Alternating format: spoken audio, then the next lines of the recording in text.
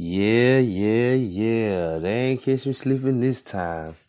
We back off up in this thing, man. It's the Elephant in the Room podcast, and we are going live and direct via the spot.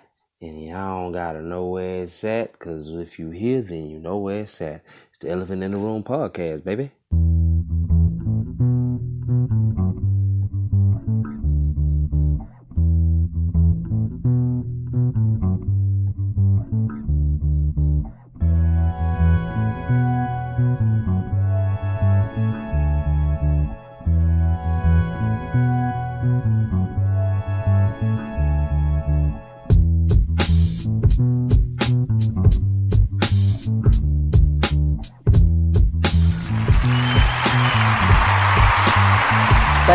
Thank you, ladies and gentlemen. Thank you, and welcome to the Elephant in the Room podcast. It is none other than your host with the most, that boy with the North, Blaakdood McHonahay. And I just want to welcome everybody to the show. You know what I'm saying? Definitely want to welcome everybody to the show.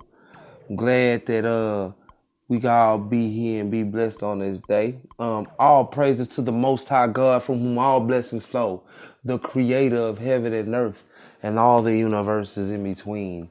Not the God of this world, because we don't serve him. No.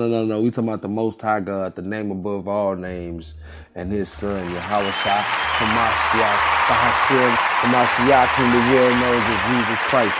We in the thing and we build it. I want to get into a situation. Hey, you know what? Cut the music off for me. Cut it off for me. I want to get into a situation. I want to talk about something.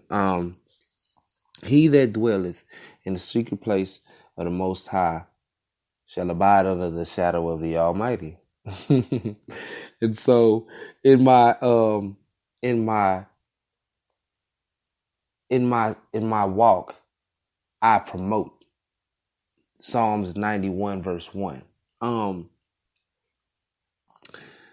Count it all joy when you face trials and tribulations. I recently had a death threat on my house. This podcast has been banging, and I appreciate everybody who's been jumping in, who's been checking out the podcast, the couple of subscribers I got. Please share the podcast. Please like, comment, and share the podcast. Please jump in and chat with us. Come build with us. I call it the codcast. It's all good though. All praises to the Most High.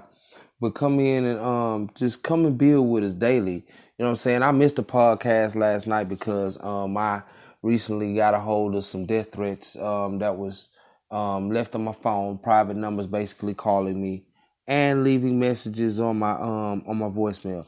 Hey, burn that play that Never Burn Out for me. Play that joint. Yeah, that's it right there. Hey, so yeah, brother I tried to build with, brother I wanted to build with, this man been in my tent. Know what I'm saying? He done met my little squad and been all in my house. Know what I'm saying? And because of what I believe in, because of what I stand for, somehow, some way, this man felt it in his best interest to want to call my house, call my phone, and throw out all these threats. And quite frankly, you know, if this was a worldly situation, you know, it would have gone a whole nother way. And I'm gonna just be honest with you. I in the world, I wasn't really a soft dude like that. You know what I'm saying? I really didn't deal with people coming at me, saying disrespectful things, being disrespectful, talking disrespectful, doing disrespectful stuff. I would flatten you. You know what I'm saying? And if I couldn't flatten you, then I'll find another way to flatten you, if you follow my meaning. And I'm a redeemed person. I've been bought with a price. I'm adopted into a different family, and we don't rock like that now. This young man, you know, and he goes by the name of Maya Ka'ala, because like I said, and I'm not backing down from what I said, I will not be silenced, and I'm going to air out all unfruitful works of darkness. So don't think that because, you said what you said about killing me, that's going to silence me. I'm still going to speak for the cause of the Most High. I'm still going to lift his name up on high. And however he puts it in my spirit to do so, then that's what I'm going to do. And no man or woman or entity, for that matter, walking this earth is going to stop me from doing the cause of the Most High. If it's meant for me to die, then let me die then. You know what I'm saying? But quite frankly, I know that for 40 years of my life, I didn't think I would experience the peace that I feel and the calm that I feel in this season. And I feel it. And it feels really good. And no matter who say what, no matter how you personally feel about the ministry that the Most High has sent me on, Blaakdood McHonahay doesn't back down from no one. I am a professed giant killer. Oh, you didn't know? I thought you knew. How I found out I was a giant killer was I had to study the profile of a giant killer. You know what I'm saying? And what I learned from 1 Samuel 17 and 20 all the way through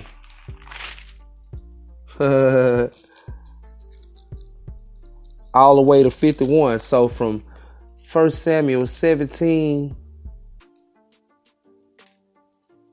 verse 20 all the way to 51.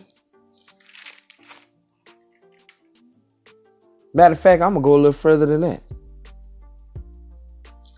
I'm going to go to, from 1 Samuel chapter 17, verse 20, all the way down. It tells the story of David, right? And how he got up early in the morning to go see about his brothers like his daddy told him. You feel me? And the first thing you got to know about a giant killer is that giant killers are submitted to authority. You know what I'm saying? And so he went to go take his brother some food. David was, right? He went to go take his brother some food, right? And he saluted his brothers. You know what I'm saying? Giant killers are disciplined. Giant killers get up. David rose up early in the morning and left the sheep with a keeper and took and went as Jesse commanded him. He listened to authority. He get up in the morning. You know what I'm saying? And to go further on to say, that giant killers are not afraid.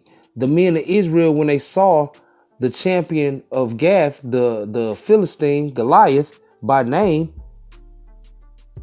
he spoke against them and they was afraid. You know what I'm saying? So the men of Israel was like, well, have you seen this man that has come up? Surely to defy Israel, he has come up, and it shall be that the man who kills him, the king will enrich him with great riches and will give him his daughter and make him his father's house free of Israel. So he gonna give him a stack. He gonna give him his daughter and make his daddy house tax free in Israel. So that's like they house finna be balling out of control. Whoever killed a giant. You know what I'm saying? So here go David speaking to the men. He like, well, what shall be done to this man that killed this Philistine and taketh away the reproach from Israel? For who is this uncircumcised Philistine that he should defy the armies of the living God?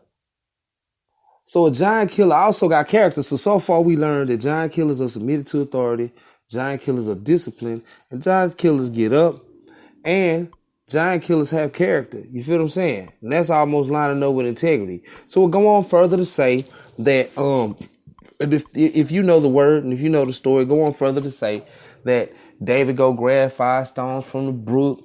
You know what I'm saying? Him and the Goliath having exchange of words. David let Goliath know that his God sucked, and the one true living power who created everything is going to get the victory today. And so though Goliath spew out a lot of idle threats, David let him know what time it was, and he took this stone and he threw that thing with that slingshot and hit that boy right between the eyes and dropped him. You know what I'm saying? And go on further to say, therefore David ran and stood upon the Philistine and took his sword and drew it out of the sheath thereof and slew him and cut off his head therewith. And when the Philistines saw their champion was dead, they fled. Giant killers are not afraid, bruh. You know what I'm saying? Remember when David was telling Saul he killed a bear and he killed a lion, you know, protecting his sheep. He killed his dog. He killed him. You know what I'm saying? Saul tried to dress him up in his armor with his weapons, and David was like, I can't rock that. That ain't for me. You know what I'm saying? So those giant killers are submitted to authority, and giant killers are disciplined, and giant killers get up, and giant killers are shouters, and giant killers have character.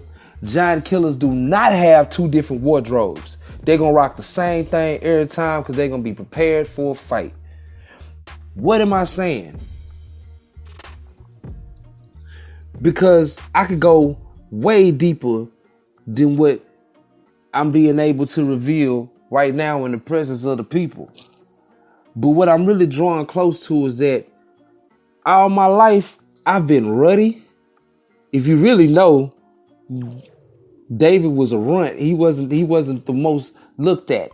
He wasn't the one that they looked at to be, you know, this murderer of the enemies of God. This giant killer. They didn't think he had that sauce in him like that. You feel me? But the Most High dripped it on him. The Most High chose him. You know what I'm saying? And when Samuel chose him over his brothers, it wasn't even his judgment call. It was the Most High judgment call. The Most High say, I'm going to take this little ruddy one right here with fair countenance, and I'm going to take him. You know what I'm saying? He's a boy. And even his brothers was like trying to stop him from being what the Most High called him to be, which was a giant killer. The Most High gives us the authority to throw them stones, because greater is he that is in me than he that is in the world. We don't got to just knock the enemy down. We could chop his head off. You get what I'm saying? We supposed to get mad at the enemy and let the enemy know that you can't silence me. You can't never run me off nowhere. I am a soldier for the Most High, and he reigns supreme in my life and even in yours. And now, here we are. And though we're supposed to be speaking about peace, we wrestle not against flesh and blood, but against principalities, against powers, against the rulers of the darkness of this world, against spiritual wickedness in high places. Therefore, take unto you the whole armor of God, that ye may be able to withstand in the evil day, and having done all to stand. So, Brother Micah Allah, and anybody like him, I urge you to really seek repentance for your wicked ways.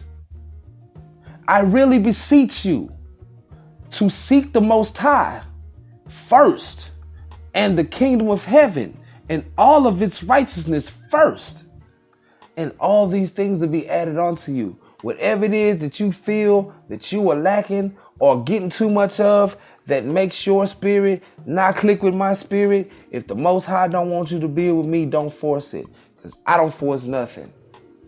I am compelled by the Spirit to act, and therefore I act. If it ain't by the Spirit, it ain't off the authority of Yahweh Shah, it ain't off the Spirit of Yahweh, we don't rock. You get me? And I just got to make sure we get that understood, because at the end of the day, this is about the work. This ain't about nothing but the work.